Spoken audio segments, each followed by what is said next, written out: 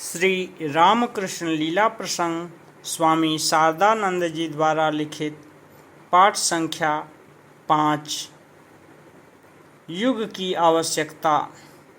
पाश्चात्यों की तरह उन्नति लाभ करने के लिए स्वार्थपरायण तथा भोगलोलुप बनना पड़ेगा। पाश्चात्य जीवन के पूर्वोक्त इतिहास के आलोचन से हम यह देख रहे हैं कि उसके विस्तार के मूल्य में विषयासक्ति, स्वार्थपरायणता तथा धार्मिक विश्वास का अभाव विद्यमान है। अतः व्यक्तिगत या जातिगत जीवन में पाश्चात्यों के अनुरूप फल प्राप्त करने के लिए दूसरों को भी स्वेच्छापूर्वक अथवा अनिच्छा से उसी आधार पर अपने जीवन को प्रतिष्ठित करना पड़ेगा। इसलिए यह देखा जाता है कि जापान जैसी प्राच्य जातियों में जो पाश्चात्यों के अनुरूप जीवन निर्माण में तत्पर हुई हैं, स्वदेश एवं स्वजाति प्रेम के साथ ही साथ पूर्वोक्त दोषों का भी आविर्भाव हुआ है। पाश्चात्य भावों के ग्रहण करने में यही एक महान दोष है।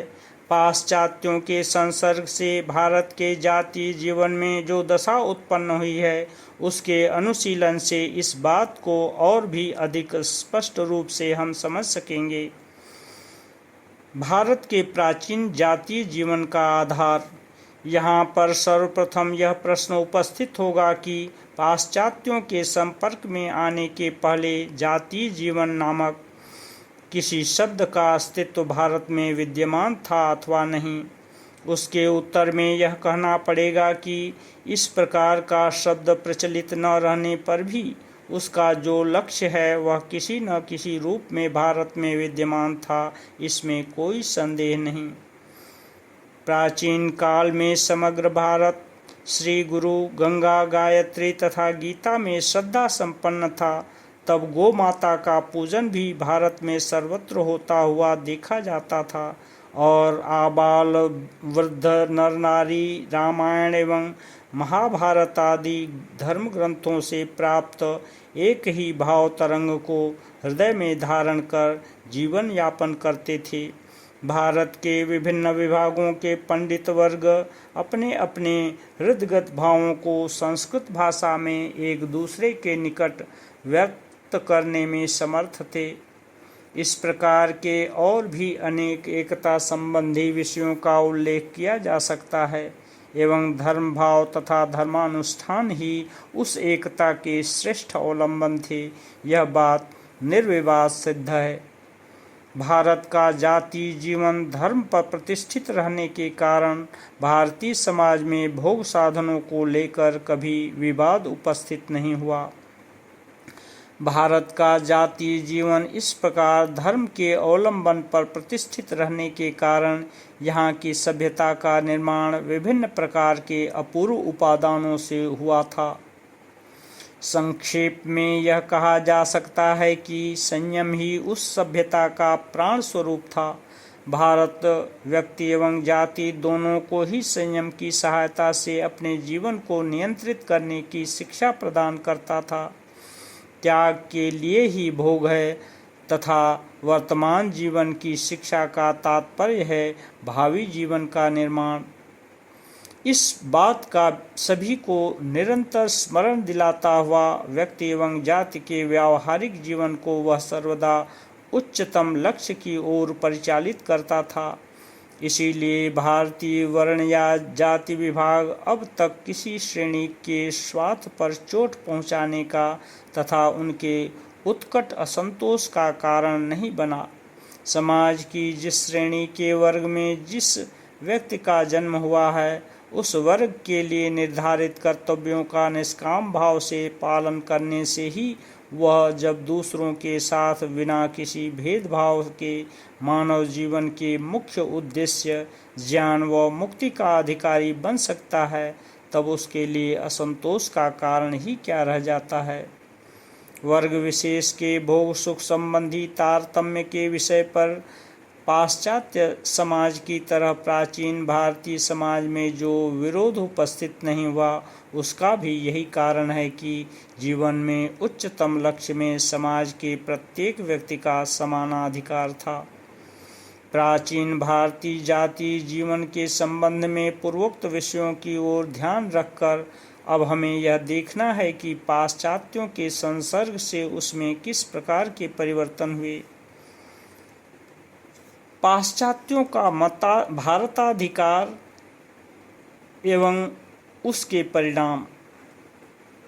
पाश्चात्यों द्वारा भारत पर अधिकार स्थापन करने के उपरांत भारत की जातीय धन विभाग व्यवस्था में विशेष परिवर्तन होना स्वाभाविक तथा अवश्यंभावी था, किंतु भारतीय जातीय जीवन के उस विभाग मात्र को परिवर्तित कर पाश्चात्य प्रभाव विरत नहीं हुआ। प्राचीन काल से जिन मूल अधिकारों को मूल संस्कारों को लेकर भारतीय द्वारा व्यक्ति एवं जातिगत जीवन परिचालित होता था, उनमें भी उस प्रभाव से एक अपूर्व भाव संबंधी परिवर्तन होने लगा। पाश्चात्यों ने समझाया कि यह जो त्याग के लिए भोग की बात कही जाती है, इसके पीछे पुरोहितों की स्वार्थ सिद्धि है। परलोक व आत्मा का अस्तित्व मानना एक प्रकांड कविकल्पना है। समाज के जिस वर्ग में मनुष्य का जन्म हुआ है, आजन्म उस वर्ग में ही उसे आबद्ध रहना पड़ेगा। इससे बढ़कर युक्तिहीन अनीतिपूर्ण नियम और हो ही क्या सकता है। भारत ने भी क्रमशः इन बातों को स्वीकार किया और अपने त्याग तथा संयम प्रधान प्राचीन लक्ष्य को त्याग कर भोग की प्राप्ति के लिए वह अधिक। इस प्रकार भारत में प्राचीन शिक्षा दीक्षाएं लुप्त होने लगीं और नास्तिकता, अनुकरण प्रेता तथा आत्मविश्वास राहित्य आदि का उदय हुआ।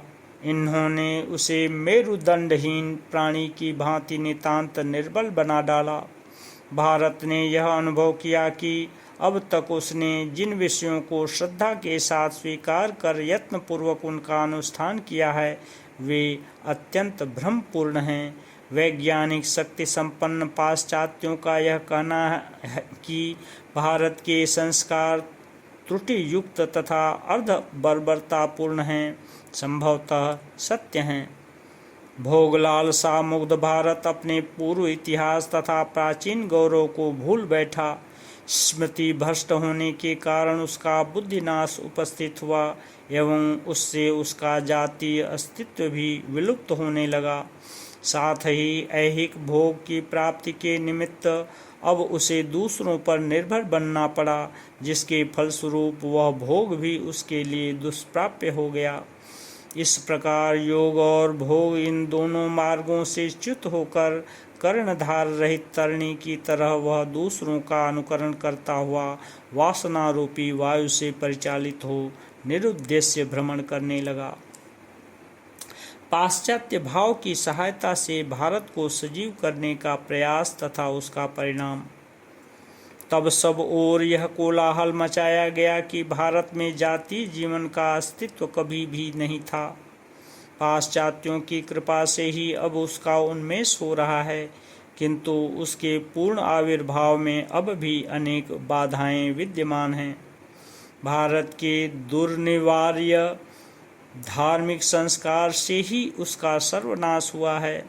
असंख्य देव देवियों के पूजन अर्थात मूर्ति पूजा के कारण ही वह अब तक उन्नत नहीं हो सका है।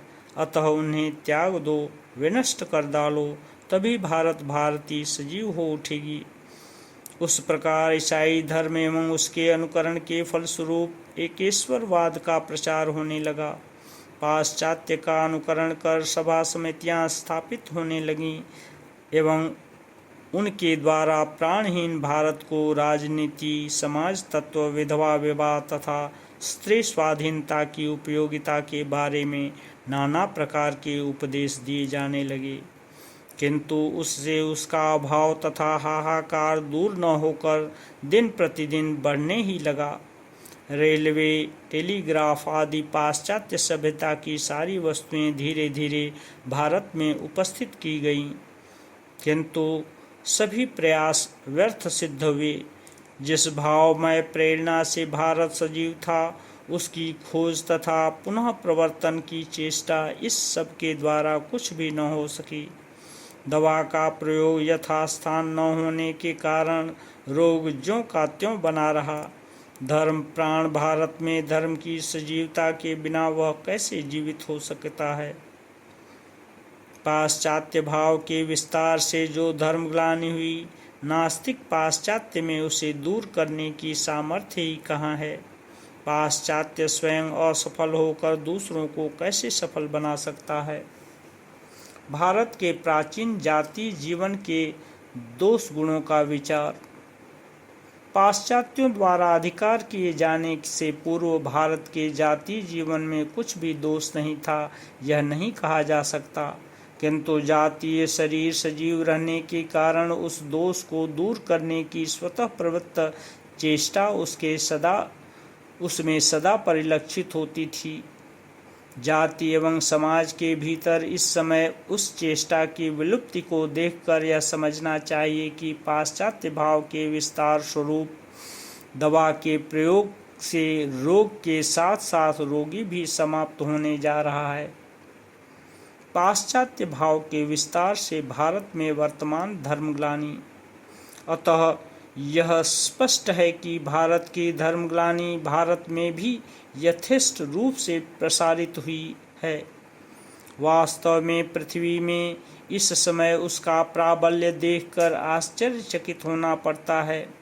धर्म नामक यदि किसी वस्तु की वास्तविक सत्ता हो एवं विधाता के निर्देश से उसकी प्राप्ति यदि मानवों के सामर्थ्याधीन मानी जाए, तो यह बात निश्चित है कि वर्तमान युग का भोगपरायण मानव जीवन उससे च्युत होकर बहुत दूर जा पड़ा है। विज्ञान की सहायता से अपने वर्तमान जीवन विस्तार के द्वारा विविध भोग साधनों को प्राप्त करने में समर्थ होकर भी आधुनिक मानव जो शांति का अधिकारी नहीं हो पा रहा है, उसका भी यही कारण है। कौन इसका प्रतिकार करेगा। पृथ्वी की यह अशांति तथा हाहाकार किसके हृदय में निरंतर ध्वनित हो, उससे समस्त भोग साधनों का त्याग कराकर उसे युगानुकूल नवीन धर्म पंथ के अवलंबन में प्रवृत्त करेगा। प्राच्य एवं पाश्चात्य की धर्मग्लानि को दूर कर शांतिपूर्ण नवीन मार्ग में जीवन को परिचालित करने की शिक्षा मानव को किससे प्राप्त होगी। उस ग्लानि के निवारण के लिए ईश्वर का पुनः अवतीर्ण होना। गीता में भगवान ने प्रतिज्ञा की है कि जगत में धर्मग्लानि उपस्थित होते ही वे अपनी माया शक्ति का अवलंबन कर शरीर धारण करके प्रकट होंगे और उस ग्लानि को दूर कर पुनः मानव को शांति का अधिकारी बनाएंगे। वर्तमान युग की आवश्यकता क्या उनकी करुणा में उत्कट प्रेरणा का संचार न करेगी। वर्तमान अभाव बोध तथा अशांत भाव क्या उन्हें शरीर धारण करने के लिए प्रेरित न करेंगे। युग की आवश्यकता के अनुसार वह कार्य संपन्न हुआ है। वास्तव में श्री भगवान जगत गुरु के रूप में पुनः आविर्भूत हुए हैं। धैर्य के साथ श्रवण करो उनकी इन आशीर्वाद पूर्ण पवित्र उक्तियों को। जितने मत उतने पथ। पूर्ण आंतरिकता के साथ जिस किसी पथ का तुम अनुष्ठान करोगे, उसी से तुम्हें भगवत प्राप्ति होगी। मुग्ध होकर मनन करो। पराविद्या को पुनः स्थापित करने के लिए उनके अलौकिक त्याग एवं तपस्याओं को और उनके काम गंधहीन पुनीत चरित्र का यथासाध्य आलोचना तथा ध्यान कर आओ हम सब पवित्र बने। ओम शांति शांति शांति।